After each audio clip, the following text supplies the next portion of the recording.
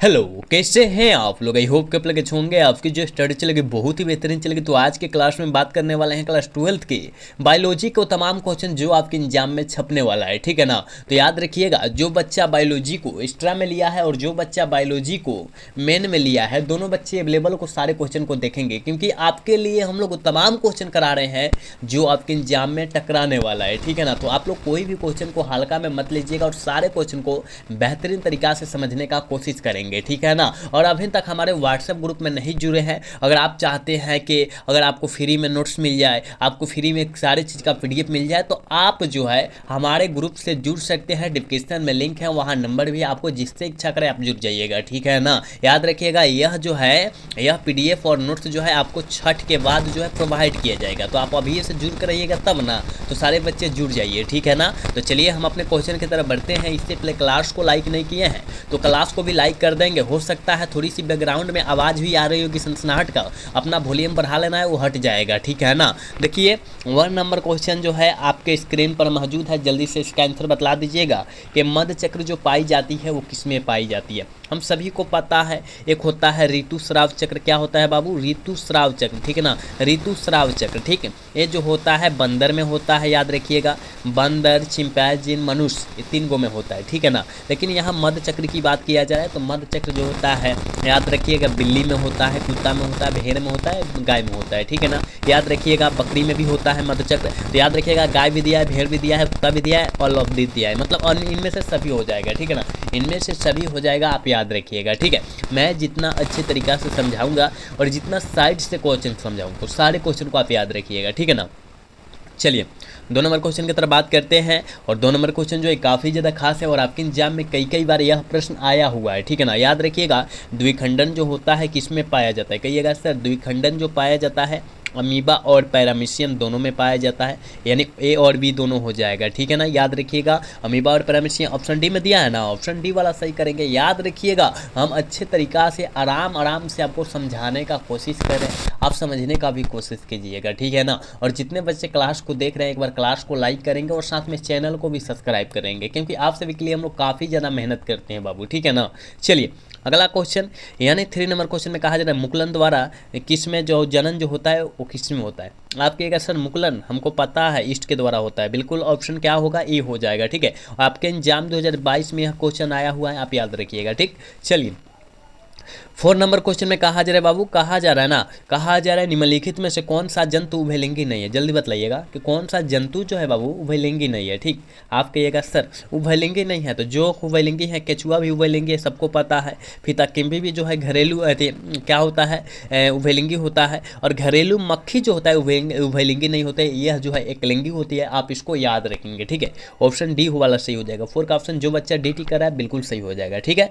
Next question 5 number question में कहा जा रहा है वाई परागित पुष्प माना तो होते हैं। जल्दी बतला दीजिएगा बाबू इसका आंसर क्या होने वाला है, ठीक है। वाई मतलब क्या होता है? कहिएगा गुरुजी हवा होता है।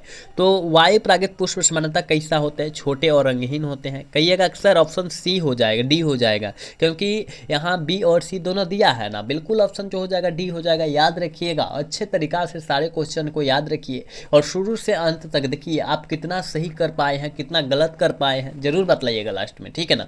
चलिए नेक्स्ट क्वेश्चन, यहाँ 6 नंबर क्वेश्चन में कहा जा रहा है अनिषेक जनन समानता मिलता है। जल्दी बतलाइएगा अनिषेक जनन जो होता है समानता किस में मिलता है? आप कहिएगा गुरुजी हमको पता है अंगूर में मिलता है, बिल्कुल ऑप्शन ए हो जाएगा। याद रखिएगा 6 का ऑप्शन ए होगा, ठीक है। नेक्स्ट क्वेश्चन 7 नंबर क्वेश्चन का द्विनिषेचन की खोज किसने की? जल्दी बतलाइएगा। एक निषेचन की खोज किया था, एगो द्विनिषेचन की खोज किया था। तो आप कहिएगा द्विनिषेचन का खोज जो है नवाश्चिन के द्वारा किया गया था। और याद रखिएगा केवल निषेचन का खोज जो है स्टार बर्गर साहब के द्वारा किया गया था। दोनों याद रखिएगा, केवल निषेचन का खोज जो है स्टार बर्गर साहब के द्वारा किया गया था और द्विनिषेचन का खोज जो है या नवाश्चिन साहब के द्वारा लिखा गया था, याद रखिएगा, खोजा गया था, ठीक ना। याद रखिएगा, हम जितना बतला रहे हैं अच्छे से याद रखिएगा, ठीक है ना। तो 7 का ऑप्शन क्या हो जाएगा? बी ना होगा, हम ये लगा रहे हैं ना, बी होगा। याद रखिएगा नवाश्चिन के द्वारा खोजा गया था, ठीक है ना। ऑप्शन बी होगा, ये नहीं होगा, ठीक है, क्योंकि यह जो निषेचन का खोज जो है स्टार बर्गर साहब के द्वारा किया गया था, ठीक है। चलिए अगला क्वेश्चन 8 नंबर क्वेश्चन में कहा जा रहा है स्त्री दल चक्र पुष्पों में बना होता है। स्त्री दल चक्र जो होता है बाबू बना होता है किससे बना होता है? आप कहिएगा सर सिस्टगामा, स्टाइल और ओवरी सबसे बना होता है, मतलब ऑल ऑफ दीज हो जाएगा, इनमें से सभी हो जाएगा, ठीक है। चलिए नेक्स्ट क्वेश्चन 9 नंबर क्वेश्चन में कहा जा रहा है कोशिकीय अवस्था में भ्रूण क्या कहलाता है, जल्दी बतला दीजिएगा बाबू, इसका आंसर क्या होने वाला है। ठीक है, कहिएगा सर कोशिकीय अवस्था में जो भ्रूण कहलाता है वो कहलाता है मरुल्ला। क्या कहलाता है? मरुल्ला कहलाता है। कहीं दिया है? कहिएगा हाँ सर, ऑप्शन बी में दिया है, ऑप्शन बी वाला सही हो जाएगा। ठीक है, जितने बच्चे क्लास को देख रहे हैं और सारे बच्चे क्लास को लाइक कर लेंगे, क्योंकि सारे बच्चे के लिए हम लोग इतना मेहनत कर रहे हैं, लेकिन आप सब जो है क्लास को लाइक नहीं कर रहे हैं, चैनल को साथ में सब्सक्राइब भी नहीं कर रहे हैं। तो सारे बच्चे से रिक्वेस्ट है कि आप क्लास को लाइक कर लीजिए, साथ में चैनल को भी सब्सक्राइब कर लीजिए। ठीक है ना, और अभी तक व्हाट्सएप ग्रुप में नहीं ज्वाइन है तो उसमें भी जुड़ जाइए, अगर आपको फ्री में नोट्स चाहिए तब। ठीक है, चलिए अगला क्वेश्चन, यानी 10 नंबर क्वेश्चन में कहा जा रहा है बाबू कि एक स्वस्थ महिला अपने पूरे जीवन काल में उत्पन्न कुल अंडों की संख्या जो होती है कितना कर सकती है, तो 400। ठीक है ना, याद रखिएगा 400, यानी ऑप्शन बी हो जाएगा, 10 का ऑप्शन बी होगा, याद रखिएगा।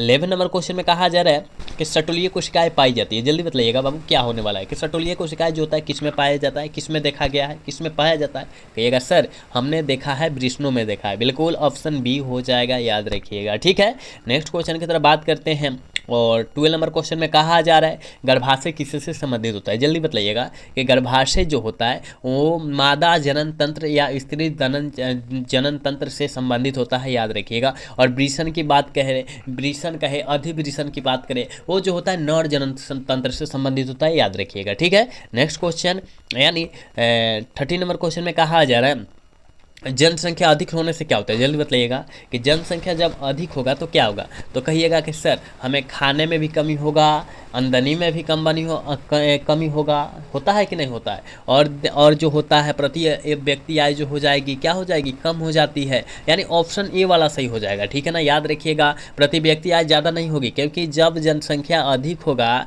तो प्रति व्यक्ति आय जो हो जाएगी कम हो जाएगी। आय मतलब क्या होता है, आमदनी जो हो जाएगा कम हो जाएगा, चारा ऊपरी हो जाएगा तो आमदनी कम है ना होगा, इसलिए ऑप्शन ए वाला सही होगा, नहीं तो दोनों जो है गलत है। ठीक है ना, याद रखिएगा। ठीक, ऑप्शन करेक्ट ए होगा बाबू। ठीक है, चलिए अगला क्वेश्चन 14 नंबर क्वेश्चन में कहा जा रहा है बाबू, कहा जा रहा है ना जनसंख्या का अध्ययन क्या कहलाता है, जल्दी बताइएगा कि जनसंख्या का अध्ययन जो कहलाता है डेमोग्राफी कहलाता है, जल्दी बतला दीजिए, ऑप्शन डी वाला सही हो जाएगा। ठीक है, नेक्स्ट क्वेश्चन की तरफ बात करते हैं, और 15 नंबर क्वेश्चन में कहा जा रहा है पृथक्करण के सिद्धांत को और क्या कहते हैं, जल्दी बतला दीजिएगा बाबू क्या होने वाला है इसका आंसर। ठीक है, कहिएगा पृथक्करण के सिद्धांत को हम लोग याद रखिएगा युग्मकों की शुद्धता का नियम कहते हैं। क्या कहते हैं, युग्मकों की शुद्धता का नियम कहते हैं, बिल्कुल ऑप्शन सी होगा, याद रखिएगा। ठीक, नेक्स्ट क्वेश्चन 16 नंबर क्वेश्चन में कहा जा रहा है कि मेंडल ने कितने लक्षणों का अध्ययन किया था, जल्दी बताइएगा। कहिएगा मेंडल ने 7 लक्षणों का अध्ययन किया था, कितना, 7 लक्षण। ठीक है, ऑप्शन सी करेक्ट होगा। ठीक, नेक्स्ट क्वेश्चन, यानी 17 नंबर क्वेश्चन में कहा जा रहा है बाबू क्रमिक विकास, ठीक है ना, क्रमिक विकास में योगदान है, जल्दी बताइएगा क्रमिक विकास में योगदान क्या है, जल्दी बतलाने का कोशिश कीजिएगा। 17 का ऑप्शन क्या होने वाला है। ठीक है, हम कहेंगे बाबू पर परागण, ठीक है ना, क्या, पर परागण, याद रखिएगा ऑप्शन करेक्ट बी होगा। 17 का ऑप्शन जो बच्चा बी टिक कर रहा है बिल्कुल सही हो जाएगा। ठीक है, नेक्स्ट क्वेश्चन की तरफ बात करते हैं, और 18 नंबर क्वेश्चन का आंसर जल्दी बतलाइएगा बाबू, इसका आंसर क्या होने वाला है। ठीक है, कहिएगा सर एंट अमीबा किसमें, एंट अमीबा जो होता है इनमें से क्या है, जल्दी बताइएगा एंट अमीबा इनमें से क्या है। आप कहिएगा गुरुजी हमको पता है प्रोटोजोआ है, क्या है, प्रोटोजोआ है, ऑप्शन सी हो जाएगा। 18 का ऑप्शन जो बच्चा सी टिक कर रहा है बिल्कुल सही हो जाएगा। ठीक है, नेक्स्ट क्वेश्चन 19 नंबर क्वेश्चन में कहा जा रहा है वैसे पदार्थ जिनके प्रतिरक्षी अनुक्रिया होती है वह क्या कहलाते हैं, उसे कहते हैं या वह क्या कहलाता है। आप कहिएगा गुरुजी हमें पता है एलर्जन। देखिए ये बहुत इंपॉर्टेंट क्वेश्चन मैं आपके बीच करा रहा हूँ, ठीक है ना, बहुत इंपॉर्टेंट क्वेश्चन, तो आप याद रखिएगा, ठीक है ना, आप याद रखने का कोशिश कीजिएगा सारे बच्चे, ठीक है ना, क्योंकि वो तमाम क्वेश्चन हम लोग करा रहे हैं जो आपके एग्जाम में आने वाला है, ठीक है ना, और साइड से हम लोग जो क्वेश्चन बतला भी रहे उस क्वेश्चन को आप लोग याद रखिए, ठीक है। और जो बच्चे अभी हमारे व्हाट्सएप ग्रुप में नहीं जुड़े हैं बाबू, वो जुड़ने का कोशिश करेंगे, क्योंकि उसमें जो है बिल्कुल फ्री में आपको नोट्स मिलेगा, एक भी पैसा आपको चार्ज नहीं करना होगा, ठीक है, सारे बच्चे से कहा जा रहा है, ठीक है। तो आप जो है व्हाट्सएप ग्रुप में जुड़ जाइएगा, डिस्क्रिप्शन में लिंक है, वहाँ नंबर है, आपको जिससे इच्छा करे आप जुड़ जाइएगा, ठीक है, सारे बच्चे से कहा जा रहा है, ठीक है ना, एक बच्चे से नहीं सारे बच्चे से कहा जा रहा है, ठीक है। चलिए 20 नंबर क्वेश्चन में कहा जा रहा है विषाणु किससे बनता है, जल्दी बताइएगा कि विषाणु जो होता है किससे बनता है, जल्दी बतला दीजिएगा। आप कहिएगा गुरुजी विषाणु जो बनता है प्रोटीन से बनता है, किससे बनता है, प्रोटीन से, यानी ऑप्शन ए वाला सही होगा, ठीक है।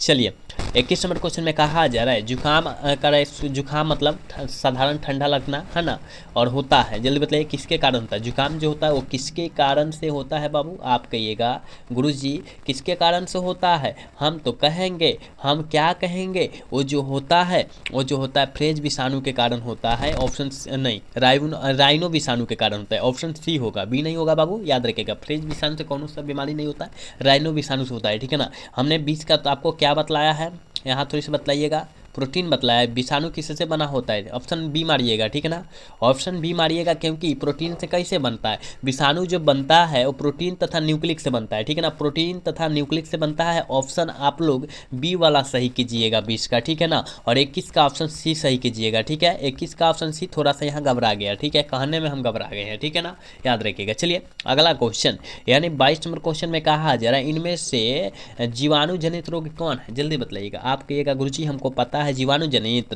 कुष्ठ रोग, क्षय रोग, हैजा, सभी मारिए ना, ऑल ऑफ दीज हो जाएगा, ठीक है ना। 22 का ऑप्शन ऑल ऑफ दीज होगा, याद रखिएगा।